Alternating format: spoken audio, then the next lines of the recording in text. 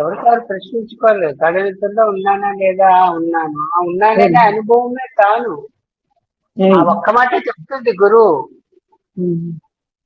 అయిపోయింది అక్కడ. గురువు పని అయిపోయినట్టే. మీ తండ్రి తల్లి ఎవరు అని అడిగితే, తల్లిని తండ్రి ఎవరు అని అడిగితే, ఇదిగోరా మీ నాన్న చెప్తుంది కదా తల్లి.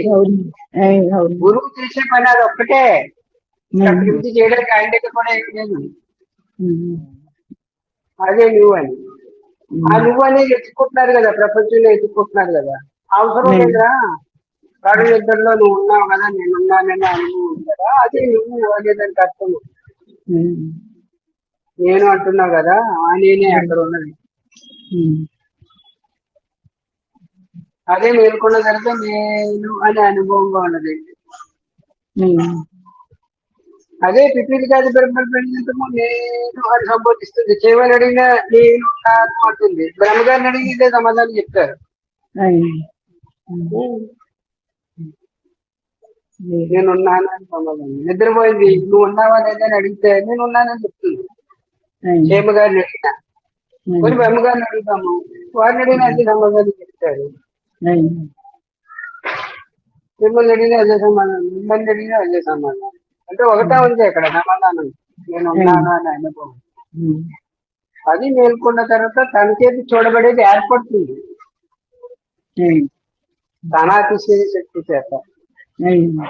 అది కూడా ఎవరో ఇచ్చింది కాదు, ఎక్కడి నుంచి తెచ్చుకున్నది కూడా కాదు. ఎక్కువ రాకపోవడం తాను ఎవరు కొన్నది ఇది కొన్నదో ధనాతిశయ శక్తి చేత తాను తనకి చూడబడేది రెండుగా డివైడ్ అయిందన్నమాట. అప్పుడు తాను ఉంటుంది, చూచేదిగా ఉంటుంది. ఆ చూడబడే దాంతో కలిసినప్పుడు మరుపు సంభవిస్తుంది. అప్పుడు దాకా మరుపు సంభవించదు. చూడబడేది మాత్రమే నేను అన్నప్పుడే మరుపు సంభవిస్తుంది. కానీ నేనున్నాను అనే అనుభవంలో మీరు ఉన్నప్పుడు అక్కడ మరుపుకి అవకాశమే లేదు. లేదండి. నేను దేహమాత్రంగా ఉన్నాను అన్నప్పుడు మరుపు సంభవిస్తుంది. అవును. దేహమాత్రంగా ఉన్నారు కాబట్టి ఉన్న కథంతా నడాలి కదా.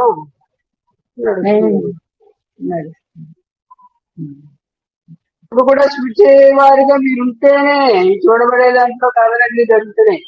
అవునండి.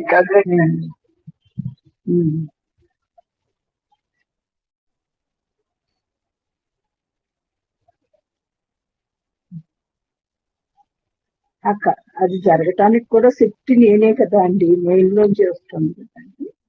అవును, మెలకువలోకి పూర్వం తాను ఎవరుగా ఉన్నారో ఏదిగా ఉన్నారో ఆ నేను చూస్తుంది. మేల్కొన్న తర్వాత దేని మాత్రమే నేను అనుకునే సత్యకాలిక సత్యమైన నేనులోంచి కాదని గుర్తించారు మళ్ళా. అవునండి. ఏంటంటే మెలకు రాకపోవడం తాను ఎవరుగా ఉన్నారో ఏదిగా ఉన్నారో ఆ నేనే మేల్కొన్న తర్వాత రెండుగా డివైడ్ అయ్యి, ఒకటి చూసేదిగా ఉన్నది, రెండు చూడబడేదిగా ఉన్నది. చూడబడేదాన్ని తాను అనుభవించడం కొరకు ఏదో ఉపకరణం ఉండాలి కదా, ఉపకరణం ఏర్పరచుకున్నది. ఆ ఉపకరణం కూడా చూడబడే దాంట్లో భాగంగానే ఉన్నది. చూడబడే దాంట్లో భాగమైనటువంటి తన ఉపకరణంతో తాను కలిసి ఆ ఉపకరణం మాత్రమే నేను అనుకున్నప్పుడు సంభవిస్తుంది మరుపు అనేది. అప్పుడు దాకా మరుపు సంభవించదు, మరుపు ఉండదు. అప్పుడు మరుపు ఎందుకంటే చూడబడే దాంట్లో తాను భాగమైపోయింది కాబట్టి.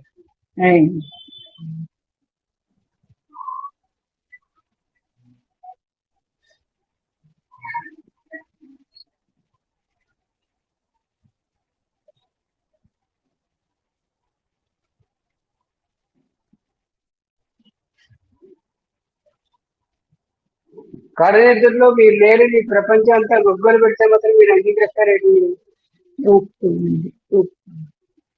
నేనున్నాను అని మీ అనుభవం, అది ఇంకొకటి చెప్పాల్సిన అవసరం వచ్చింది. అదే దైవం అని జప్తికి తెచ్చింది. తండ్రి ఎవరో మర్చిపోయిన బిడ్డకి తల్లి గుర్తు చేసినట్టుగా.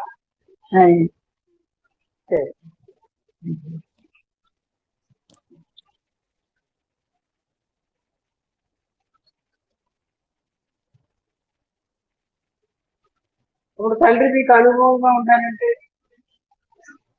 నేనున్నాననే అనుభవం ఉంది కదా ఇప్పుడు అప్డేట్ గా ఇప్పుడే ఈ క్షణంలోనే ఆ అనుభవంగా ఉండి ఇది చూడబడుతుందని చెప్తుంటే చాలు. మీకు మూలముగా ఉన్నది ఏదైతే ఉందో అదే తండ్రి. ఇక్కడ బిడ్డలుగా ఉన్నప్పుడు ఏ తండ్రి తప్పు చేసిందో ఆవేదన చెందిందో తెలుసుకోవాలని చెప్పేసి దాని గురించి వెతుకుతుంటూ అది అక్కడ ఉంది. ఇక్కడ ఉండదు. విషయంలో భాగంగా ఉన్నప్పుడు ఉండేది. విషయంలో భాగంగా ఉన్నది తను వచ్చిన తర్వాత వచ్చి తన సంతానం లెక్కొస్తుంది. తనతో పాటు సకలము తనలోది లెక్కకొస్తుంది. ఇక్కడ ఉండదు. ఇక్కడ ఇదే ఉంటుంది. ఇక్కడ దృశ్యంగా అనుభవం ఉంటే ఆ అనుభవం ఉంటుంది. నేను అనేదానికి అర్థం దృశ్యంగా మీరు చూస్తున్నారు. ఒక్కడికి అలిక్కెళ్ళి చూస్తే నేను అనేది రెండు భాగాలుగా ఉంది. ఒక భాగం చూసేదిగా ఉంది, రెండో భాగం చూడబడేదిగా కలిపి నేను అని సంబోధిస్తున్నాను కదా. నేను అని సంబోధించారంటే చూసేవాడిగా చూడబడేదిగా కలిపి మీరు ఉన్నారని అర్థం. నేను అనడంలోనే అర్థం ఉంది. నేను నాతో చూడబడేది కలిపి నేనని. మీకు చూచేవారిగా ఉండే సత్తా ఉంటుంది, చూడబడే దాంట్లో వారిగా మీరుండే సత్తా కూడా మీకు ఉంటుంది. మీరే ఉన్నారు కాబట్టి నేనుగా ఏవైపు ఉన్నారనేది మీరు కదా గుర్తించాలి. నేను అని అంటున్నాను. చూడబడేదిగా ఉన్నారా లేక నేను అనే అనుభవంగా ఉన్నారనేది మీకే కదా తెలుస్తుంది కాబట్టి. ఇంకొకరికి ఎలా తెలుస్తుంది? వీళ్ళంతా చూడబడే దాంట్లో భాగమైపోయారు కదండి. గురువులు, శిష్యులు, దేవుళ్ళు, దేవతలు అందరూ కలిపి వీళ్ళంతా మీకే చూడబడే దాంట్లో భాగమైపోయారండి. ఎంతటి గొప్పవారైనా సరే, ఎంతటి మహనీయులైనా సరే వాళ్ళు మీ విషయం ఎట్లా చెప్తారు? కానీ మనం ఎవరినైతే గురువు అని దేవుడని ఆలోచించి గురువు అని ఆలోచిస్తున్నామో వారొక్కరికి దాంతో డైరెక్ట్ కనెక్ట్ ఉంది కాబట్టి అది చెప్తుంది. మేము కూడా నీకులాంటి విషయంలో భాగమే ఇవ్వడానికి వచ్చి చూస్తే కానీ నేనున్నాననే అనుభవంగా నువ్వు ఉండు కదా వ్యవహరిస్తున్నావు. అదే మేల్కొన్న తర్వాత నేను అని నువ్వు ప్రకటించుకుంటున్నావు. నువ్వు ప్రకటించుకున్న తర్వాత నీచే చూడబడి ఏర్పడింది నీ దృష్టి పడి. కాబట్టి నీ దృష్టి పడి ఏర్పడిందంతా నీచే చూడబడేదాన్ని గుర్తించి నేనుగా ఉండు. ఆ నేనుకు మూలమైన ఏదైతున్నదో అదే గాఢ అనుభవంగా ఉన్నది. అది నీ అనుభవమే కదా, ఒక ఇచ్చేది కాదు, చూసుకునేది కాదు. దాన్ని నేర్చుకున్న తర్వాత నీ దృష్టిలో భాగమైపోయి దేవుడని, ఈశ్వరుడని, దేవతలని, గురువులని ఆరాధిస్తున్నావు. నీకు అవసరం లేదు, ఉన్నది నీవే. ఈ తర్వాత వారు మేము అందరము అని బాగు చేసింది. చూడండి మరి గురువు కూడా ఈ తర్వాత వారు మేము అందరం చెప్తుంది. అంటే దృశ్యంగా వచ్చి దృష్టిలో భాగమయ్యా, దృష్టిలో భాగమైన గురువు ఎక్కడ నిజం అనుకుంటారు అంటే ఇది నిజం అనుకుంటే అసలు మైనస్ పోతుంది కదా. ఇది పోవాలి, దృష్టిలో భాగంలో కలిపేయాలి గురువుని కూడా. ఈ తర్వాత వారు మేము అందరం ఈ కల్లో ఉన్నవారు అంటే నువ్వు వచ్చిన తర్వాత వచ్చిన వారమే. నా అస్తిత్వం నీచే చూస్తే ఉంటుంది, చూడకపోతే ఉండదు. కాబట్టి చూడడానికి ఆధారంగా ఉన్నవారుగా మీరు ఉంటే ఇది నీచే చూడబడేది అయిపోతుంది. ఆ చూసే మీరు సదా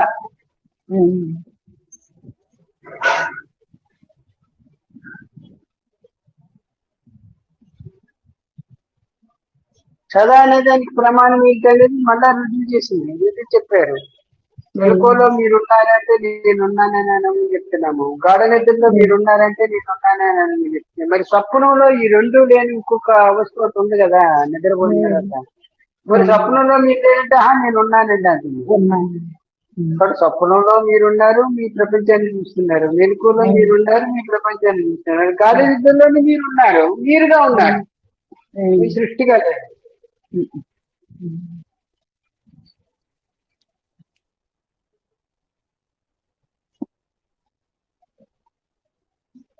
ఎవరు చూసేవారుగా ఉన్నారో వారే చూడబడేదిగా కూడా ఉన్నారు. కానీ ఆ విషయం ఎప్పుడు అనుభవానికి వస్తుందంటే చూసేవారుగా మాత్రమే తాను ఉండి చూడబడేది, చూడబడుతుంది, తెలియబడేది అనే వ్యక్తి రాజలక్ష్మిగా మారుకుంటుందో అప్పుడు చూచేవారే చూడబడేదిగా కూడా ఉన్నారు అని విషయం తెలుస్తుంది. లేకపోతే సిద్ధాంతంగా మాట్లాడుకోవడమే ఉంటుంది.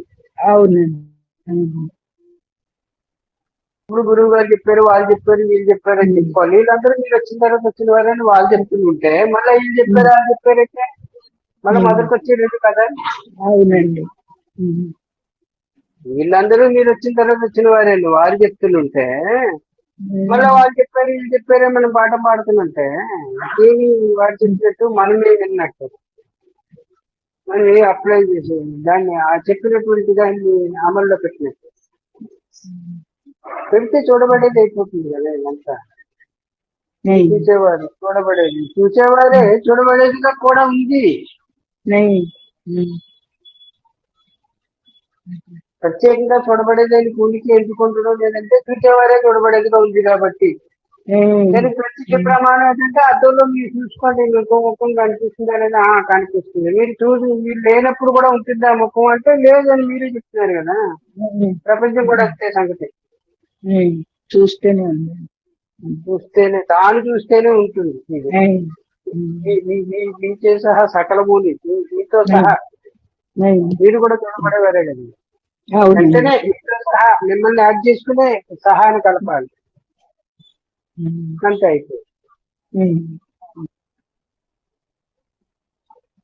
ఇంకా అది సిద్ధ అయిపోతుంది కదా అండి.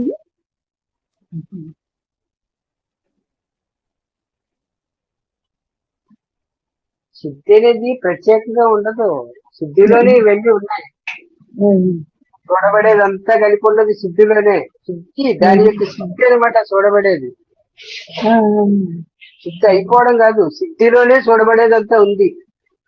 దాని పేరే సిద్ధి. నేను ఉన్నాను అనేది ఎంత దానికి నా పేరు, నేను ఉన్న సిద్ధి అనేది కూడా దాని పేరు అనమాట. దాని సిద్ధే ప్రపంచం అంతా చూడబడేదంతా. సిద్ధి అయిపోయేది కాదు, ఉన్నదే సిద్ధి.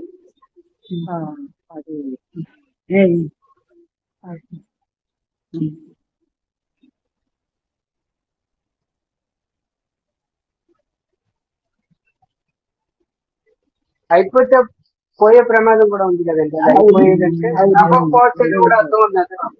అది అయిపోయింది కదా, అవ్వకపోయేది కదా కూడా కాదు. ఉన్నది సిద్ధే. సిద్ధిలోనే ఏదో సత్తాలతో సహా సకలం సంభవించింది తత్కాలంలో తన దృష్టి పడి. అంతకంటే సిద్ధి ఏం కావాలి మీకు? సిద్ధిలోనే ఉంది చూడబడేదంతా. నా దృష్టి పడి నేను అనేది సిద్ధి, నాకు సిద్ధి కాదు, నేనే సిద్ధి. దాని దృష్టి పడితేనే ఇదంతా ఏర్పడుతుంది. శబ్దము వినిపిస్తుంది కదా, దాని సిద్ధి కదా.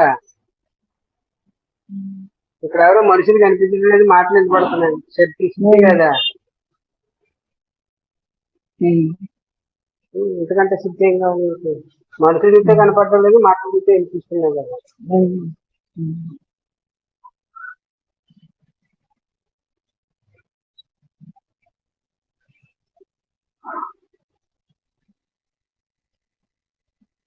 దేంతో పూరించకుండా గతం కానీ జ్ఞాపకాలు తీసి పక్కన పడేస్తే మాట వినిపిస్తున్నాయా లేదా? వినిపిస్తున్నాయి. వినిపించడం వాడి సిద్ధే.